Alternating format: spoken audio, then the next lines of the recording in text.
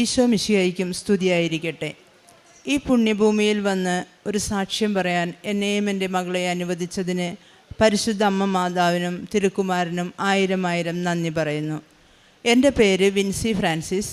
ഞാൻ എറണാകുളം ജില്ലയിൽ പുത്തൻവേലിക്കരയിൽ cent Paul's ഇടവകയിൽ നിന്നും വരുന്നു.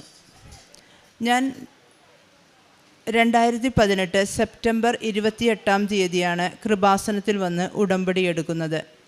ഇതെൻ്റെ മകൾ, എൻ്റെ മൂത്ത മകളാണ്. മകൾക്ക് വേണ്ടി തന്നെയാണ് ഞാനിവിടെ വന്ന് ഉടമ്പടിയിൽ പ്രാർത്ഥിച്ചതും നിയോഗങ്ങൾ വെച്ചതും. എൻ്റെ മകളൊരു നേഴ്സാണ്. നേഴ്സിംഗ് കഴിഞ്ഞ് എക്സ്പീരിയൻസ് എടുത്തപ്പോൾ പല വിദേശ ഇൻ്റർവ്യൂകളിലും പങ്കെടുത്ത് കിട്ടാതെ വന്നപ്പോഴാണ് ഞാൻ ആ സങ്കടവുമായിട്ടാണ് കൃപാസനത്തിൽ വന്ന് ഉടമ്പടി എടുത്തതും നിയോഗം വെച്ചതും. ഉടമ്പടി എടുത്ത് സെപ്റ്റംബറിലായിരുന്നപ്പോൾ ഒക്ടോബറിൽ ഇടവകയിൽ നടന്ന പരിശുദ്ധ അമ്മ മാതാവിൻ്റെ ജപമാലയിലും റാലിയിലും പങ്കെടുക്കാൻ മോളെ ഞാൻ മുംബൈയിലാണ് വർക്ക് ചെയ്തിരുന്നത്. അവിടെ നിന്ന് നാട്ടിലേക്ക് വിളിച്ചു വരുത്തി. ആ സമയത്താണ് മോളുടെ സർട്ടിഫിക്കറ്റ് കോളേജിൽ നിന്ന് അയച്ചിട്ട് അത് ഞങ്ങൾക്ക് കിട്ടാതെ പോയ വിവരം ഞങ്ങൾ അറിഞ്ഞത്. അതിനെക്കുറിച്ച് അന്വേഷിച്ചപ്പോൾ പ്രളയത്തിൻ്റെ ഓഗസ്റ്റ് 16 ഞങ്ങളുടെ അടുത്തുള്ള DTC സെൻറ്ററിൽ അതെത്തിയതെന്ന് അറിയാൻ സാധിച്ചു. അവിടെ ചെന്ന് അന്വേഷിച്ചപ്പോൾ അവർ പറഞ്ഞു, ആ ദിവസങ്ങളിൽ വന്ന പലതും ഞങ്ങൾക്ക് നഷ്ടപ്പെട്ടു പോയി. ഞങ്ങളുടെ ഈ കടയിൽ വെള്ളം കയറിയത് മൂലം അന്നത്തെ പല കാര്യങ്ങളും ഞങ്ങൾക്ക് നഷ്ടപ്പെട്ടു പോയി. ഇനി നിങ്ങളത് അന്വേഷിക്കേണ്ട, നിങ്ങളിനി അടുത്ത മാർഗം തിരഞ്ഞോളാൻ പറഞ്ഞു. അങ്ങനെ വളരെ വിഷമത്തോടു കൂടിയാണ് ഞങ്ങൾ അന്ന് ആ ജപമാല റാലിയിൽ പങ്കെടുത്ത് സങ്കടപ്പെട്ട് മുട്ടിപ്പായി ഞാനും എൻ്റെ മകളും കൂടി ഈ സർട്ടിഫിക്കറ്റിന് വേണ്ടി പ്രാർത്ഥിച്ചു. വളരെ അത്ഭുതമെന്ന് പറയട്ടെ, പിറ്റേ ദിവസം മോള് തിരിച്ചു പോകുന്നതിന് 1 മണിക്കൂർ മുമ്പ് ആ DTDC ഓഫീസിൽ നിന്ന് വിളിച്ചുകൊണ്ട് മോളുടെ സർട്ടിഫിക്കറ്റ് ലഭിച്ചതായി ഞങ്ങളെ അറിയിച്ചു. അത് വളരെ അത്ഭുതം തന്നെയായിരുന്നു. ഉടമ്പടി നിയോഗത്തിൽ വെച്ചതായിരുന്നില്ല എങ്കിലും ആ ഒരു അത്ഭുതമാണ് മാതാവിൻ്റെ സാന്നിധ്യം ഞങ്ങൾക്ക് ആദ്യം അറിയിച്ചു തന്ന അത്ഭുതം. അത് കിട്ടിയത് പ്രളയത്തിൽ വളരെയധികം സാധനങ്ങൾ കെട്ടി ചാക്കുകെട്ടിലാക്കി ഇട്ടിരുന്ന സ്ഥലത്ത് നിന്ന് കിട്ടിയെന്നാണ് പിന്നീട് അവരത് പറഞ്ഞത്. ആ സർട്ടിഫിക്കറ്റും മോള് പോയപ്പോൾ ഞാൻ കാശ് രൂപവും ഉപ്പും എല്ലാം കൊടുത്തയച്ചിരുന്നു. ഇനിയുള്ള ഇൻ്റർവ്യൂകളിലൊക്കെ മോള് ഇത് ഉപയോഗിച്ചിട്ട് വേണം പോകുവാനും അവിടെ കാശ് രൂപവും കൊണ്ടുപോകണമെന്ന് പറഞ്ഞാണ് അവളെ അയച്ചത്. അങ്ങനെ ഉടമ്പടിയിൽ തുടർന്ന് ഞാൻ പ്രാർത്ഥിച്ചുകൊണ്ടേയിരുന്നു. ഞാൻ എന്നെ തന്നെ മാറ്റി ദൈവത്തിരുസന്നിധിയിൽ മുട്ടിപ്പായി പ്രാർത്ഥിച്ചു. അന്ന് ഉടമ്പടി ധ്യാനങ്ങളൊക്കെ അച്ഛൻ ഇവിടെ വന്നാണ് നമ്മൾ കൂടിയിരുന്നത്. ഓരോ മാസവും അച്ഛൻ്റെ ഓരോ ഉടമ്പടി ധ്യാനത്തിൽ പങ്കെടുക്കാൻ അതിയായ താല്പര്യത്തോടും ആഗ്രഹത്തോടും കൂടെ വരികയും വചനങ്ങളെല്ലാം എഴുതിക്കൊണ്ടുപോയി അതെല്ലാം ബുക്കിൽ എഴുതി വെച്ച് ആ വചനങ്ങൾ പറഞ്ഞ് പിറ്റേ മാസം വരെ ഞാൻ പ്രാർത്ഥിക്കുവാൻ തുടങ്ങി. അങ്ങനെ 3 മാസം കഴിഞ്ഞ് ഞാൻ എൻ്റെ ഉടമ്പടി പുതുക്കി കഴിഞ്ഞപ്പോൾ ആ ജനുവരി മാസത്തിൽ തന്നെ മോൾക്ക് ഒരു സൗദി MOU ഇൻ്റർവ്യൂവിൽ പങ്കെടുക്കാൻ സാധിക്കുകയും അതിൽ സെലക്ഷൻ കിട്ടി. അവൾക്ക് 1 വർഷത്തിനുള്ളിൽ ഞാൻ ഉടമ്പടി എടുത്ത പിറ്റേ വർഷം സെപ്റ്റംബർ 28 എൻ്റെ മോൾക്ക് വിദേശ സാലറി ലഭിക്കുകയുണ്ടായി. പിന്നീട് എൻ്റെ രണ്ടാമത്തെ നിയോഗം എൻ്റെ മോളുടെ വിവാഹത്തെക്കുറിച്ച് തന്നെയായിരുന്നു. വിവാഹത്തിനായും ഞാൻ ഉടമ്പടിയിൽ വെച്ച് പ്രാർത്ഥിച്ചിരുന്നു. തുടർന്ന് കോവിഡ് സമയങ്ങളിലൊക്കെ കൃപാസനത്തിലേക്ക് വരാൻ സാധിക്കുകയോ ഉടമ്പടി പുതുക്കാൻ പറ്റുകയോ എനിക്ക് സാധിച്ചിരുന്നില്ല എങ്കിലും ഞാൻ വീട്ടിലിരുന്ന് മാതാവിൻ്റെ പ്രത്യക്ഷീകരണ പ്രാർത്ഥനയും മറിയത്തിൻ്റെ സ്തോത്രഗീതവും സ്ഥിരമായി ചൊല്ലി പ്രാർത്ഥിക്കാൻ തുടങ്ങി. അങ്ങനെ മോളുടെ വിവാഹകാര്യത്തിന് വേണ്ടി മാട്രിമോണിയിലിട്ടു. USA-യിൽ നിന്ന് ഒരു നല്ല കുടുംബവുമായി, ഒരുപാട് കല്യാണ കാര്യങ്ങളെല്ലാം വന്നെങ്കിലും USA-യിൽ നിന്നൊരു നല്ല കുടുംബവുമായി മോളുടെ വിവാഹം ആദ്യ ലീവിൽ തന്നെ വന്ന് ഭംഗിയായി നടത്തുവാനും സാധിച്ചു. ആദ്യമേ തന്നെ പരിശുദ്ധ അമ്മയ്ക്കും തിരുക്കുമാരനും ആയിരം നന്ദി പറയുന്നു. എൻ്റെ പേര് ഫ്യൂഷ. അമ്മ പറഞ്ഞതുപോലെ എൻ്റെ വിവാഹം 2021 നടന്നത്.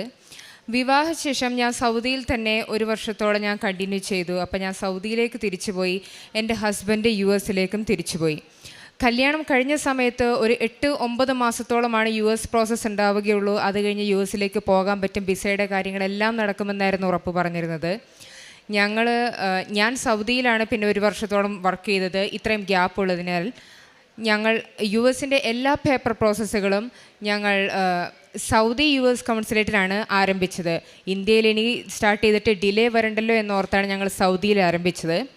1 വർഷത്തോളമായി ഞങ്ങൾ എല്ലാ US-ൻ്റെ എല്ലാ പേപ്പറുകളും, അവർക്ക് ആവശ്യമുള്ള പേപ്പറുകളും എല്ലാവരും ഞങ്ങൾ അപ്ലോഡ് ചെയ്ത് കൊടുക്കുമായിരുന്നു. 1 വർഷത്തിന് ശേഷവും ഒരു മെയിലും വരാണ്ടായി. 1.5 വർഷത്തോളമായി, 1.5 വർഷം ആവാറായപ്പോൾക്കും എനിക്ക് അവിടെ നിന്ന് എൻ്റെ കോൺട്രാക്റ്റ് അവസാനിച്ച് റെസിഗ്നേഷൻ ചെയ്യേണ്ട സമയമായിരുന്നു. ഞാൻ റെസിഗ്നേഷന് കൊടുക്കുന്ന സമയത്ത് എനിക്ക് ഇൻ്റർവ്യൂ ഡേറ്റ് വരുമെന്നുള്ള ഒരു മെയിൽ US കൗൺസിലേറ്റിൽ നിന്ന് വന്നു, സൗദിയിൽ വെച്ച്. ഞാൻ റെസിഗ്നേഷൻ കൊടുത്ത് ഞാൻ ശക്തമായ അമ്മ മാതാവിനോട് പ്രാർത്ഥിച്ചു കൊണ്ടിരുന്നു US ഇൻ്റർവ്യൂ ഡേറ്റ് കിട്ടുന്നതിനായി, സൗദിയിൽ വെച്ച് തന്നെ. പക്ഷേ എൻ്റെ റെസിഗ്നേഷൻ ഡേറ്റ് കഴിഞ്ഞ് ഞാനൊരു 45-50 ദിവസത്തോളം ഞാൻ സൗദിയിൽ ഹോസ്റ്റലിൽ വെറുതെ ഇരുന്നു. എങ്കിലും ഈ ഇൻ്റർവ്യൂ ഡേറ്റ് കാത്ത് ഞാൻ ഇരുന്നെങ്കിലും എനിക്ക് ഇൻ്റർവ്യൂ ഡേറ്റ് സൗദിയിൽ കിട്ടിയില്ല. എനിക്ക് പിന്നെ തുടരാനും സാധിച്ചില്ല സൗദിയിൽ, കാരണം റെസിഗ്നേഷൻ ഡേറ്റ്സ് കഴിഞ്ഞു പോയിരുന്നു. ഞാനപ്പോൾ സൗദിയിൽ നിന്ന് നാട്ടിലേക്ക് വളരെ വിഷമത്തിലായിരുന്നു. എനിക്ക് ഇൻ്റർവ്യൂ കിട്ടിയില്ല, ഇനി പേപ്പറുകളെല്ലാം മാറ്റി കൊടുക്കണം. വളരെ വിഷമത്തിൽ ഞാൻ നാട്ടിലേക്ക് വന്നു. നാട്ടിൽ വന്നതിന് ശേഷം പിന്നെ സൗദി US കൗൺസിലേറ്റിൽ നിന്ന് ഇത് മുംബൈ US കൗൺസിലേറ്റിലേക്ക് നമ്മൾ മാറ്റി കൊടുക്കണം എൻ്റെ പേപ്പറുകളെല്ലാനും. അങ്ങനെ മാറ്റി കൊടുക്കാനുള്ള ആപ്ലിക്കേഷൻസ് എല്ലാം ഞങ്ങൾ എംബസിക്ക് അയച്ചു. ഞാൻ ജൂലൈയിൽ നാട്ടിൽ വന്നു. ഓഗസ്റ്റ് സെപ്റ്റംബർ ഒക്കെ ആയിട്ടും ഒരു ഡീറ്റെയിൽസും ഇല്ല. നമുക്കൊന്നും അന്വേഷിക്കാൻ പറ്റില്ല. US കൗൺസിലേറ്റ് എന്ത് മെയിൽ എടുക്കുന്നോ അത് മാത്രമേ നമുക്ക് ഒരു പ്രൂഫായിട്ട് കാണാൻ പറ്റത്തുള്ളൂ. സെപ്റ്റംബർ ആയിട്ടും ഒന്നും വരുന്നില്ല. ഒരു പേപ്പർ മാറി വന്നെന്നോ ഇൻ്റർവ്യൂ ഡേറ്റ്സോ ഒന്നും വരാതായപ്പോൾ അമ്മ അപ്പോഴും ശക്തമായി ഉടമ്പടി എടുത്ത് പ്രാർത്ഥിച്ചുകൊണ്ടിരുന്നു. എൻ്റെ വിഷമവും കണ്ടപ്പോൾ അമ്മ പറഞ്ഞു, എന്നാൽ മോളും എൻ്റെ കൂടെ അമ്മ മാതാവിൻ്റെ സന്നിധിയിൽ വന്ന് ഒരു ഉടമ്പടി എടുത്ത് നമുക്ക് ഒരുമിച്ച് പ്രാർത്ഥിക്കാം എന്ന് പറഞ്ഞു. ഞാൻ 2022 സെപ്റ്റംബർ 29 ഞാൻ ഈ തിരുസന്നിധിയിൽ വന്ന് ഉടമ്പടി എടുക്കുന്നത്. ഉടമ്പടി എടുത്തതിന് ശേഷം ഞാൻ ശക്തമായി പ്രാർത്ഥിച്ചു. ഞാനും അമ്മയും ഒരുമിച്ച് പ്രാർത്ഥന ആരംഭിച്ചു. സെപ്റ്റംബർ 29 ഞാൻ ഉടമ്പടി എടുത്തു. ഒക്ടോബർ 2ാം ആഴ്ച ആയപ്പോൾക്കും എനിക്കൊരു ഇമെയിൽ വന്നു. എൻ്റെ സൗദി എംബസിയിൽ നിന്ന് US കൗൺസിലേറ്റിൽ നിന്ന് ബോംബെ കൗൺസിലേറ്റിലേക്ക് എൻ്റെ പേപ്പറുകളെല്ലാം മാറി വന്നെന്നുള്ള US കൗൺസിലേറ്റിൻ്റെ ഇമെയിൽ എനിക്ക് ലഭിച്ചു. അതായിരുന്നു എൻ്റെ ഉടമ്പടിയിലെ ആദ്യ നിയോഗം. അതായിരുന്നു എൻ്റെ ജീവിതത്തിൽ സംഭവിച്ച ആദ്യത്തെ ഒരു അത്ഭുതവും. അപ്പോൾ എനിക്ക് അമ്മ മാതാവിനോടുള്ള വിശ്വാസം കൂടുകയും ഞങ്ങൾ ശക്തവും തീക്ഷ്ണവുമായി പ്രാർത്ഥിക്കാനും ആരംഭിച്ചു. US കൗൺസിലിൻ്റെ പേപ്പർ മാറി വന്നെങ്കിലും കേൾക്കുന്നവരെല്ലാവരും പറഞ്ഞു, പേപ്പർ മാറി വന്നെങ്കിലും നമുക്ക് ഇൻ്റർവ്യൂ ഡേറ്റ് കിട്ടാൻ ഇനിയും ഒത്തിരി താമസിക്കും. കാരണം എൻ്റെ പേപ്പർ ഓൾറെഡി സൗദിയിൽ ഹാഫ് പ്രോസസ്സിലായിരുന്നു. 1 വർഷത്തോളം പ്രോസസ്സ് ചെയ്തു. പിന്നെ അത് ബോംബെയിലേക്ക് വന്നു കഴിയുമ്പോൾ നിൻ്റെ പേപ്പർ ഒത്തിരി താഴെ പോകും. ഇനി എല്ലാവരുടെയും നിനക്ക് മുമ്പുള്ള എല്ലാവരുടെയും കഴിഞ്ഞിട്ടേ നിനക്ക് ഇൻ്റർവ്യൂ കിട്ടൂ. 1 വർഷം 1.5 വർഷം പ്രതീക്ഷിച്ചേ വേണ്ടൂ എന്നെല്ലാവരും പറഞ്ഞു. വളരെ സങ്കടമായിരുന്നു. ഞാനും അമ്മയും ഈ കാര്യങ്ങളെല്ലാം പറഞ്ഞ് തീക്ഷ്ണമായി പ്രാർത്ഥിച്ചുകൊണ്ടിരുന്നു. എൻ്റെ 2ാമത്തെ നിയോഗമായിരുന്നു എൻ്റെ ഈ വിസ എനിക്ക് വിസയിലെ ഇൻ്റർവ്യൂ ഡേറ്റ് കിട്ടുന്നതായിരുന്നു എൻ്റെ 2ാമത്തെ നിയോഗമായി ഞാൻ വെച്ചിരുന്നത്. ഞങ്ങൾ ശക്തമായി പ്രാർത്ഥിച്ചുകൊണ്ടിരുന്നു. അമ്മയും ഞാനുമായി പത്രങ്ങളെല്ലാം, കൃപാസനത്തിലെ അമ്മ മാതാവിൻ്റെ പത്രമെല്ലാം ഞങ്ങൾ തിരക്കുള്ള സ്ഥലങ്ങളിൽ എല്ലായിടത്തും പോയി അമ്മ മാതാവിനെ എല്ലാവരോടും പറഞ്ഞ് അറിയിച്ച് ഞങ്ങൾ പത്രം വിതരണം ചെയ്യുമായിരുന്നു. അനാഥാലയങ്ങളിലെല്ലാം പോയി ഞങ്ങൾ പൈസ കൊടുക്കുകയും അവർക്ക് ഭക്ഷണത്തിനുള്ള പൈസയെല്ലാം ഞങ്ങൾ കൊടുക്കുമായിരുന്നു. തുടർന്ന് പള്ളിയിൽ പോയി എല്ലാ ദിവസവും ഞങ്ങൾ കുർബാനയെ സംബന്ധിച്ച് പ്രാർത്ഥിക്കുമായിരുന്നു.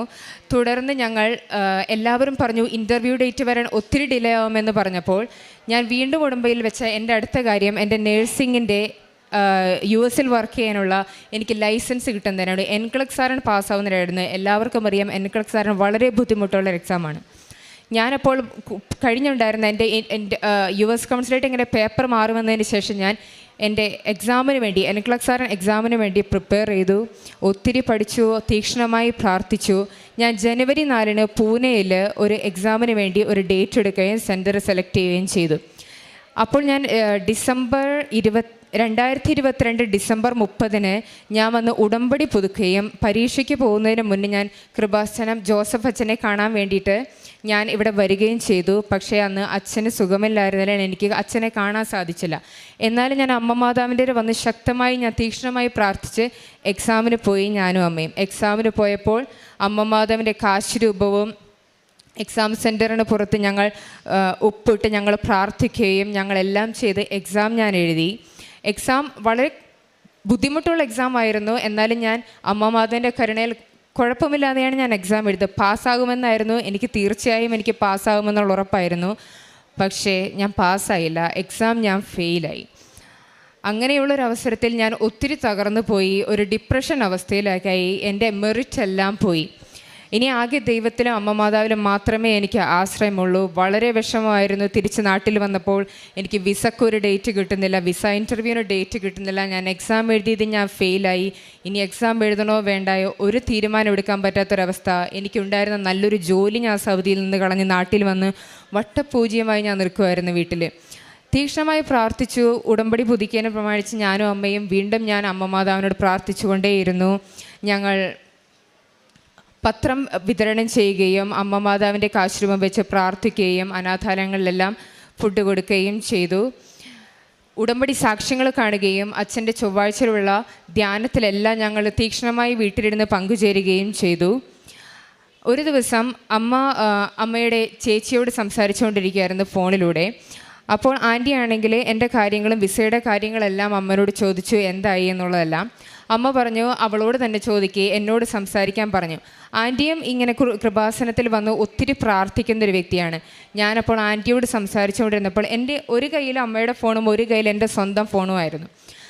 അപ്പോഴാണെങ്കിൽ ആൻറ്റി എന്നോട് ഇങ്ങനെ അമ്മ മാധവൻ്റെ കാര്യമെല്ലാം പറഞ്ഞു തരികയായിരുന്നു. മോളിങ്ങനെ പ്രാർത്ഥിക്കണം, എല്ലാ കാര്യങ്ങളും പറഞ്ഞു തരുന്ന സമയത്ത് ഞാൻ വളരെ വിഷമിച്ചിരിക്കുകയായിരുന്നു. ഞാനപ്പോൾ ആൻറ്റിയോട് കരഞ്ഞ് പറഞ്ഞു, അമ്മ മാതാവ് എന്നെ മറന്നുപോയി, ഞാൻ പ്രാർത്ഥിച്ചതൊന്നും മാതാവ് കേട്ടില്ല, എന്നെയൊക്കെ അമ്മ മാധവ് മറന്നുപോയെന്ന് ഞാൻ കരഞ്ഞ് പറഞ്ഞ ആ നിമിഷം തന്നെ എൻ്റെ ഇപ്പുറത്തിരിക്കുന്ന മൊബൈൽ, എൻ്റെ അപ്പുറത്തെ കയ്യിലിരുന്ന മൊബൈലിലേക്ക് ഒരു ഇമെയിൽ വരെയാണ് US കൗൺസിലേറ്റിൻ്റെ. ഞാനപ്പോൾ പെട്ടെന്ന് നോക്കിയപ്പോൾ എൻ്റെ ഇൻ്റർവ്യൂ ഡേറ്റ് അമ്മ മാതാവ്. എനിക്ക് ആ നിമിഷം ഞാൻ പറഞ്ഞു എന്നെ മറന്നുപോയി അമ്മ മാതാവ് എന്ന് പറഞ്ഞ നിമിഷം തന്നെ എനിക്ക് US കൗൺസിലേറ്റിൽ മുംബൈയിൽ എനിക്ക് ഇൻ്റർവ്യൂ ഡേറ്റ് തന്നു, March 10. അതായിരുന്നു എൻ്റെ ഉടമ്പടിയിൽ എനിക്ക് സംഭവിച്ച ഏറ്റവും വലിയ അത്ഭുതം എന്ന് പറയുന്നത്. March 10 എൻ്റെ ഇൻ്റർവ്യൂ ഡേറ്റ്.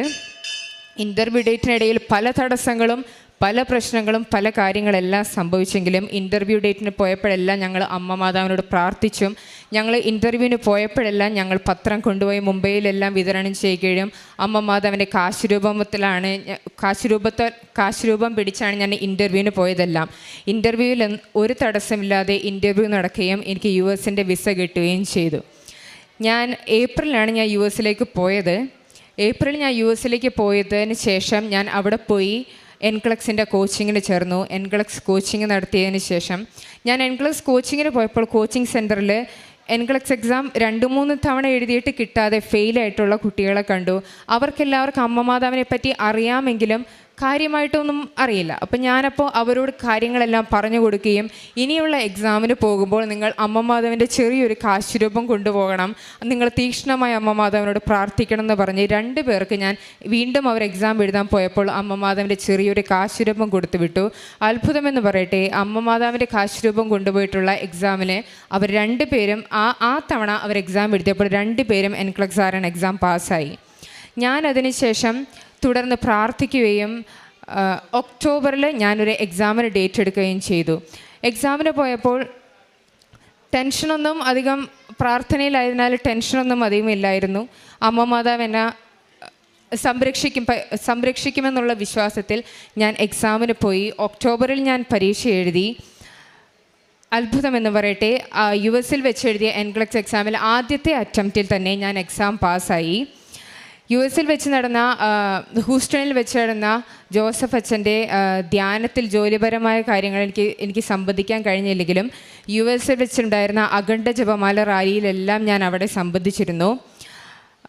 പിന്നെ ഞാൻ പ്രാർത്ഥിച്ചത് US എനിക്കൊരു ജോലിക്ക് വേണ്ടിയിട്ടാണ്. ഞാൻ എൻക്ലക്സ് ആറിന് പാസ്സായി കഴിഞ്ഞ് ഞാനൊരു 2-3 മാസത്തോളം ഞാൻ ജോലിയില്ലാതെ എല്ലായിടത്തും അപ്ലൈ ചെയ്തു. നമുക്ക് US എക്സ്പീരിയൻസ് ഇല്ലാതെ നമുക്ക് ജോലി കിട്ടൽ വളരെ ബുദ്ധിമുട്ടാണ് അവിടെ.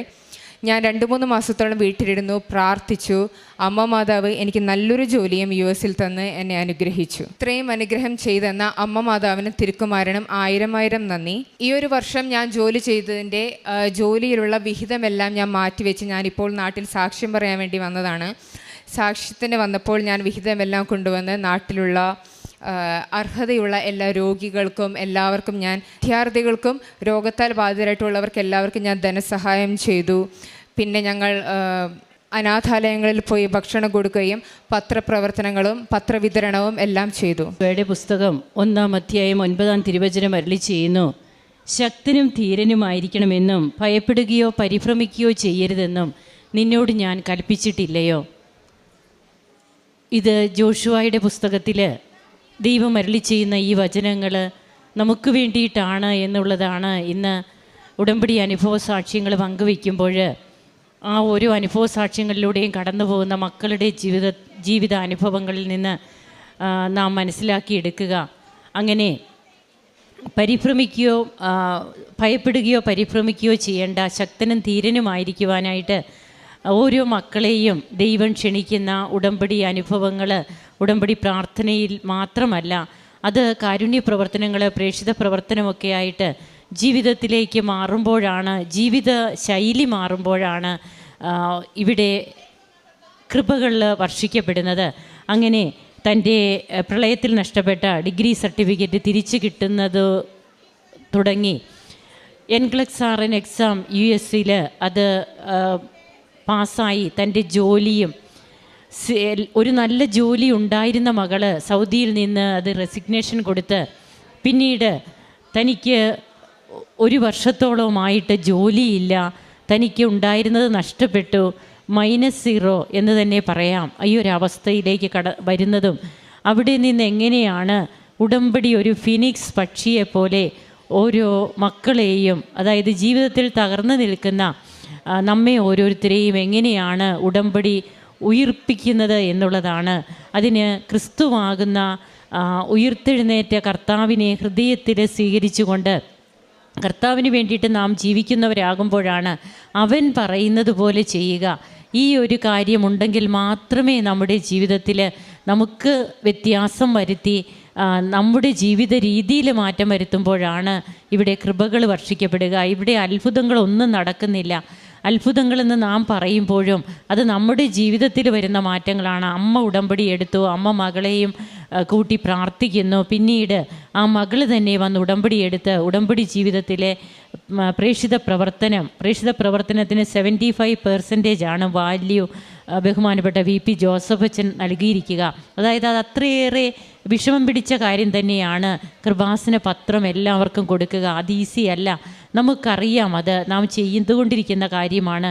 അങ്ങനെ തങ്ങളുടെ പ്രേക്ഷിത പ്രവർത്തനവും കാരുണ്യ പ്രവർത്തനങ്ങളും ഒക്കെയായിട്ട് ജീവിതത്തെ തിരിച്ചു പിടിക്കുകയാണ്. തനിക്ക് നഷ്ടപ്പെട്ട തൻ്റെ ജോലിയും അതുപോലെ ഒരിക്കൽ കൈമോശം വന്ന ജീവിത വഴികളിൽ എവിടെയെങ്കിലുമൊക്കെ നമുക്ക് കൈമോശം വന്ന നമ്മുടെ ദൈവത്തോടുള്ള ആ സ്നേഹവുമൊക്കെ തിരിച്ചു പിടിക്കുകയാണ് ഉടമ്പടി അനുഭവങ്ങളിലൂടെ പങ്കുവയ്ക്കുമ്പോൾ ഓരോ മക്കളും ചെയ്യുന്നത്.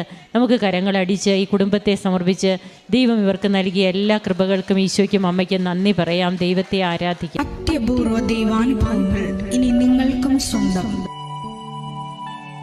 ഈ യൂട്യൂബ് ചാനൽ ഇതുവരെ സബ്സ്ക്രൈബ് ചെയ്തിട്ടില്ലെങ്കിൽ ഇപ്പോൾ തന്നെ സബ്സ്ക്രൈബ് ചെയ്യുക. ഈ വീഡിയോ ഇപ്പോൾ തന്നെ നിങ്ങളുടെ സുഹൃത്തുക്കൾക്ക് ഷെയർ ചെയ്തുകൊണ്ട് കർത്താവിൻ്റെ പ്രേക്ഷിതരാകുക.